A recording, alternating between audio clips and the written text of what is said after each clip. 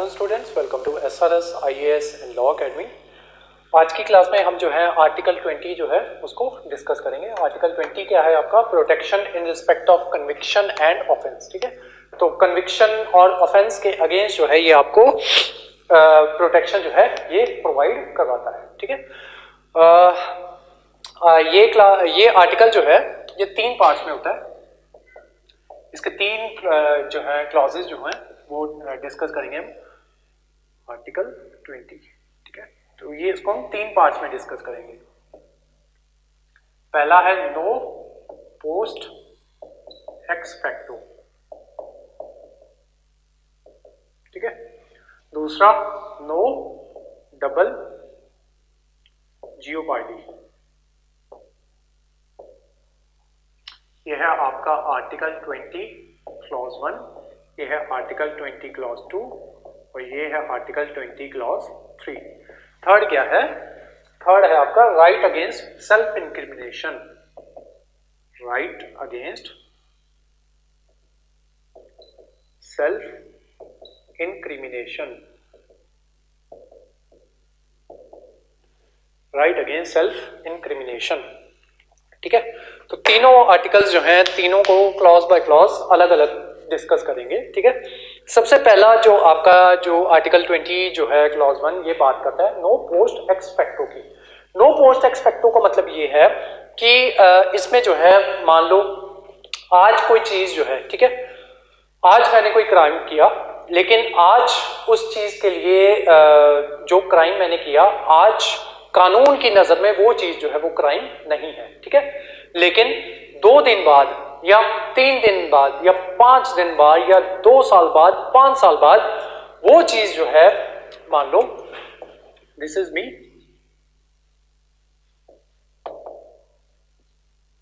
ठीक है, मैंने कोई क्राइम जो है वो कमिट किया।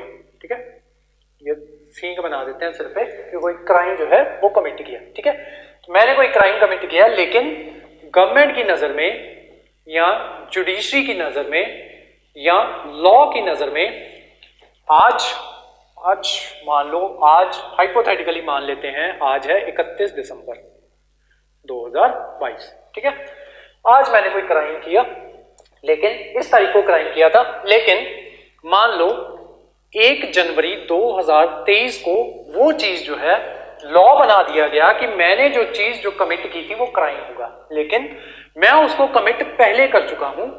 तो इसका मतलब ये नहीं होगा कि 1 जनवरी को अगर वो लॉ बन गया है तो अब 1 जनवरी में ये कह लिया जाएगा कि ये पिछला जो मैंने क्राइम किया था उसकी पिछले क्राइम की, क्योंकि तब भले ही वो उसमें नहीं था, क्राइम की कैटेगरी में वो चीज जो है वो नहीं आती थी, तो कानून मुझे उस क्राइम की सजा जो है वो नहीं दे सकता। क्यों? क्योंकि वो क्राइम जो है वो पहले कमिट हो चुका है। ठीक है, जब वो लॉ नहीं बना था कि उस चीज को क्राइम कंसीडर किया जाएगा। ठीक है, तो यही मतलब होता है एक्स पोस्ट फैक्टो का। ठीक है, एक और एग्जांपल लेके चलते हैं। मान लो कोई बंदा है, ठीक है, उसने क्या किया, कोई रैंडम क्राइम मान के चलते हैं।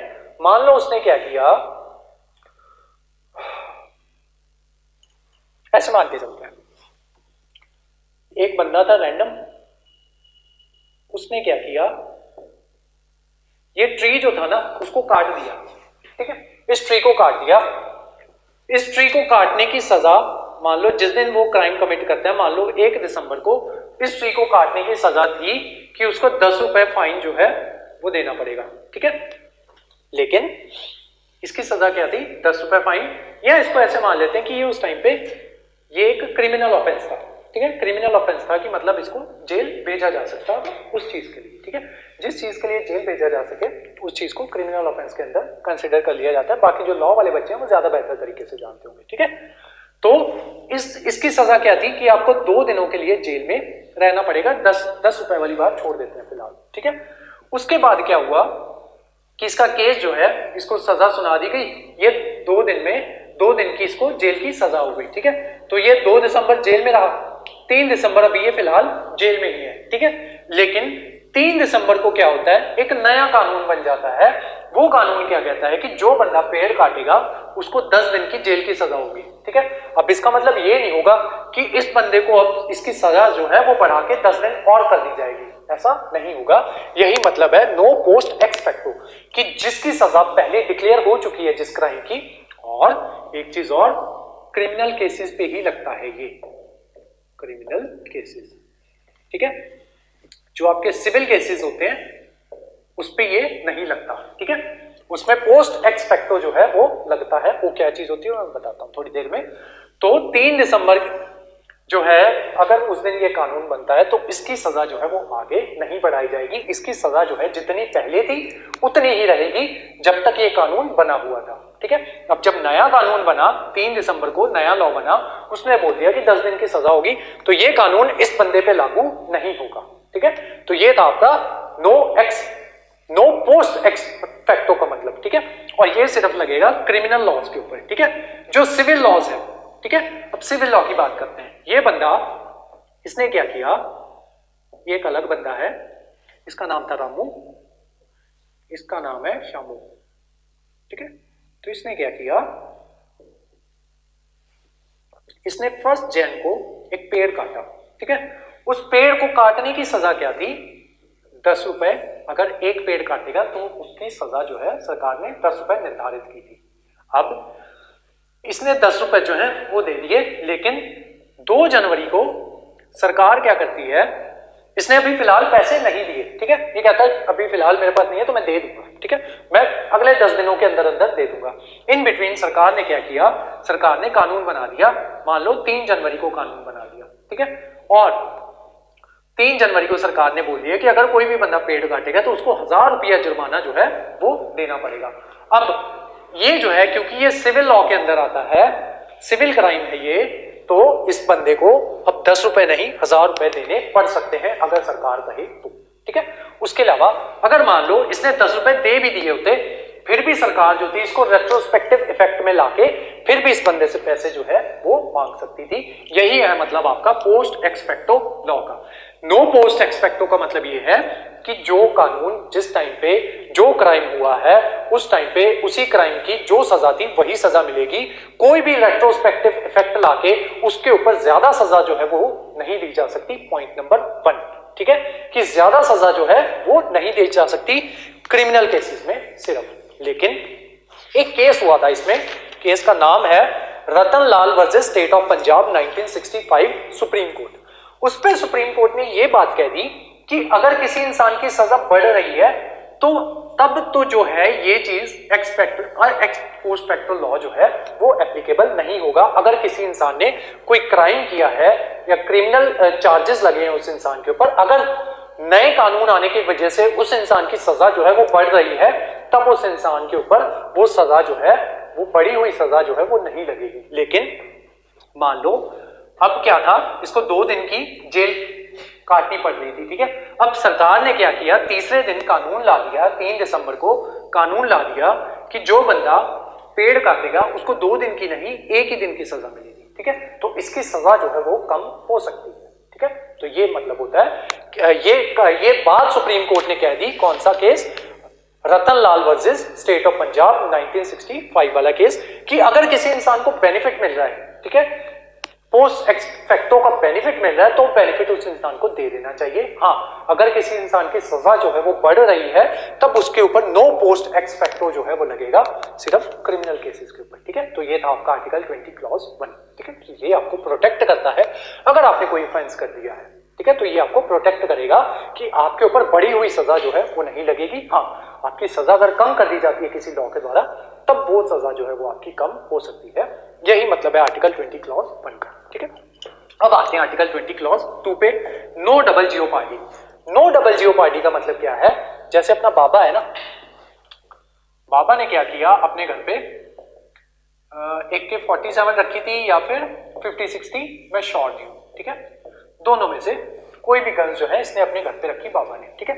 बाबा को कोर्ट ने सजा क्या सुनाई, बाबा को सजा सुना दी 5 साल की, 5 years। अब जब बाबा का टाइम पीरियड चल रहा था ना, जब तक इसका फैसला नहीं आया था कि बाबा को कितनी सजा होनी है, इन बिटवीन बाबा ने 2.5 साल ऑलरेडी जेल में काट चुका था बाबा, ठीक है। तो 2.5 साल ये ऑलरेडी काट चुका था। अब जब इसकी सजा सुनाई गई कि इसको 5 साल की सजा जो है वो दी जाएगी, उससे पहले ये 2.5 साल ऑलरेडी काट रहा था। अब बाबा ने क्या किया, बाबा उसके बाद 2.5 साल के लिए ही जेल में रहा, क्योंकि पिछले 2.5 साल ये ऑलरेडी कवर कर चुका था। अगर इस 2.5 साल के बाद दोबारा से इसकी, क्योंकि 5 साल सजा थी, अगर ये 5 साल तक अंदर रहता तो उस चीज को डबल जियोपार्डी कह दिया जाता था कि उसको डबल सजा मिली, ठीक है। लेकिन उसने जितनी सजा उसने पहले कवर कर ली थी वो सजा उसकी इसमें से रिड्यूस हो गई, और जितनी बचती हुई सजा थी वो उसने सजा काटी। क्यों? क्योंकि उसका अधिकार है नो डबल जियोपार्डी का, आर्टिकल 20 क्लॉज 2 के तहत, ठीक है। तो ये है आपका आर्टिकल 20 क्लॉज 2। आर्टिकल 20 क्लॉज 3 को समझो। आर्टिकल 20 क्लॉज 3 क्या कहता है? राइट अगेंस्ट सेल्फ इंक्रिमिनेशन, कि पुलिस जो है किसी भी इंसान को मार पीट के या किसी भी तरीके से मजबूर करके या उसको ब्लैकमेल करके या किसी भी तरीके से किसी इंसान को मजबूर नहीं कर सकती कि किसी इंसान ने कोई जुर्म किया है तो वो अपने ही खिलाफ गवाह जो है वो नहीं बन सकता। किसी के बहकावे में आके, किसी की मजबूरी में आके, मार कुटाई की वजह से, 3rd डिग्री की वजह से वो जो है वो इसमें नहीं आएगा। ये कह दिया गया आपका इसमें, आपका राइट अगेंस्ट सेल्फ इंक्रिमिनेशन में, ठीक है। और उसके अलावा सुप्रीम कोर्ट ने वेरियस केसेस जो है उसके दौरान उसमें ये कहा कि कोई भी जो कन्विक्ट है, अगर वो पुलिस के सामने कोई भी बयान जो देता है वो कोर्ट में एडमिसिबल जो है वो नहीं होगा, एक बात। लेकिन अगर वो बयान किसी जुडिशियल मैजिस्ट्रेट के सामने देता है तो वो बयान जो होगा वो कोर्ट में एडमिसिबल जो है वो होगा, ठीक है। तो कोई भी इंसान जो है जो अपने खिलाफ गवाही जो है वो नहीं दे सकता, लेकिन एक एक्सेप्शंस भी है इसमें। अगर कोई इंसान अपनी मर्जी से चाहे कि भाई मैंने इस इंसान का कत्ल करना था, मैंने इस इंसान का कत्ल कर दिया, अब मैं जो है अपना कत्ल जो है वो कबूलता हूं, तब उस केस में वो अपने खिलाफ जो है गवाही दे सकता है। उसको कन्फेशन कहते हैं, ठीक है। वो कन्फेस कर रहा है कि जी मैंने ये कत्ल किया था, अपनी मर्जी से किया था, अपने होशो हवास में किया था, और मैं अपने ही होशो हवास में कबूलता हूं कि मैंने ये कत्ल किया था। वो जो है आपका आर्टिकल 20 क्लॉज 3 के तहत जो है वहां पे आपको इस चीज की आज्ञा है। लेकिन पुलिस आपको जबरदस्ती ये नहीं कह सकती कि आप अपनी ही गवाही में, अपने ही केस में खुद का गवाह बन जाओ कि मैंने ही कत्ल किया है। उस चीज में ये आर्टिकल 20 क्लॉज 3 ये अप्लाई नहीं होगा। मतलब ये कहता है, ये हमें राइट अगेंस्ट सेल्फ इंक्रिमिनेशन जो है वो देता है, ठीक है। उसके अलावा छोटी छोटी टेक्निकलिटीज हैं यहाँ पे नो डबल जियोपार्डी में। नो डबल जियोपार्डी में कुछ एक्सेप्शंस हैं, ठीक है। मैंने बोला था यहाँ पे डबल सजा जो है वो नहीं हो सकती, लेकिन in case of IAS and IPS officers, ठीक है, अगर ये कुछ ऐसा करते हैं, ठीक है। मान लो आप क्या हुआ कि आप आईएएस ऑफिसर बन गए, ठीक है, कल को, तो आपको लगा कि बड़े फने कहाँ बन गए हैं जी हम, तो आपने क्या किया, आपने रिश्वत ली, ठीक है, रिश्वत ली, आप पकड़े गए, ठीक है। अब आपके ऊपर 2 केसेस चलेंगे, 2 जगहों पे केसेस चलेंगे आपके ऊपर। एक कोर्ट ऑफ लॉ में, ठीक है, एक तो आपके ऊपर कोर्ट में जो केस जो है वो चलेगा, दूसरा केस आपके ऊपर चलेगा डिपार्टमेंटल केस, ठीक है। अब कोर्ट ऑफ लॉ क्या करता है, कोर्ट ऑफ लॉ क्या करता है, आपको 1 साल की सजा जो है वो सुनाता है, ठीक है। 1 साल की सजा कोर्ट ऑफ लॉ ने सुनाई। डिपार्टमेंटल जो आपकी इंक्वायरी हुई उसने बोला कि आपको 1 साल की सजा आपको मिलेगी, ठीक है। अब इसका मतलब ये नहीं है कि आपने 1 साल, ये पूरी सजा टोटल 1 साल ही काटनी है, नहीं। अगर कोर्ट ने 1 साल की सजा बोली है तो 1 साल की कोर्ट वाली तो अलग से काटनी पड़ेगी, लेकिन डिपार्टमेंट वाली भी अलग से काटनी पड़ेगी, ठीक है। तो ये एक्सेप्शन है नो डबल जियोपार्डी में, इनके ऊपर डबल जियोपार्डी लग सकती है और इस तरीके से लगती है, ठीक है। एक और एग्जांपल, मान लो कोर्ट ने कहा होता कि 2 साल की सजा है, डिपार्टमेंट ने बोला होता 1 साल की सजा है, तो इसका मतलब ये नहीं है कि ये वाली और ये वाली सजा सब्स्यूम हो जाती, नहीं। इसकी वाली 1 साल अलग से काटनी पड़ेगी, इसके 2 साल अलग से काटनी पड़ेगी, ठीक है। एक एग्जांपल और, मान लो कोर्ट ने बोल दिया कि आपको 10,000 एज अ फाइन जो है वो देना पड़ेगा, डिपार्टमेंटल बोलता है कि आपको 1 साल जेल में रहना पड़ेगा, साथ में 20,000 रुपया जुर्माना जो है वो देना पड़ेगा, ठीक है।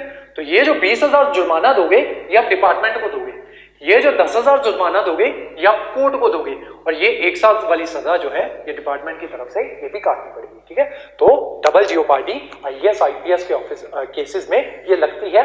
ये कौन से केस में डिक्लेयर हुआ था? SA Venkataraman versus union of India 1954 supreme court, ठीक है। तो उसमें सुप्रीम कोर्ट ने ये गाइडलाइंस दी थी कि IAS IPS ऑफिसर जो है इनके ऊपर डबल जियोपार्डी लगेगी, ठीक है।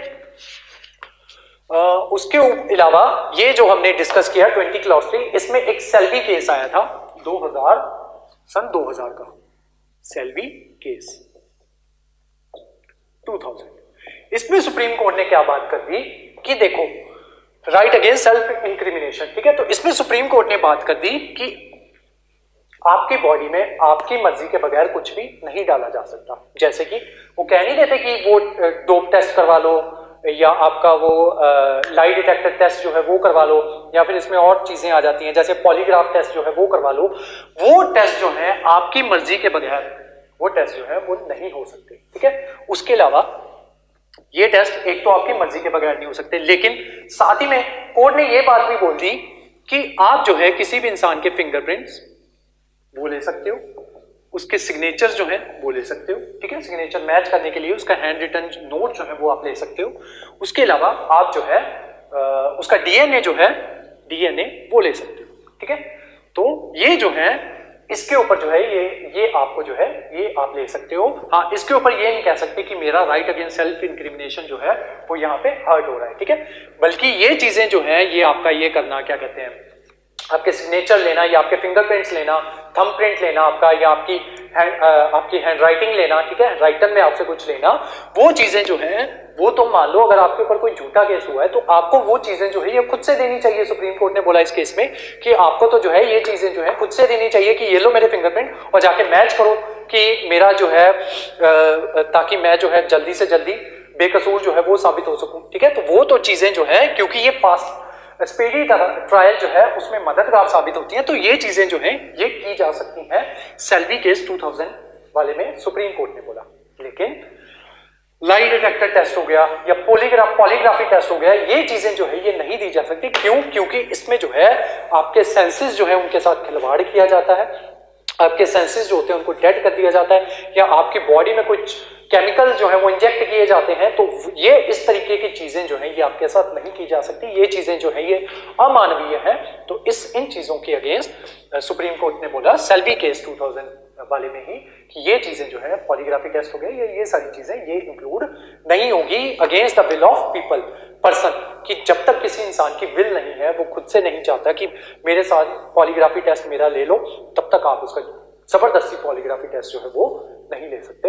ये सारी बातें जो है यही था आपका आर्टिकल 20 सारा का सारा, ठीक है। तो अब बनाते हैं इसके नोट्स।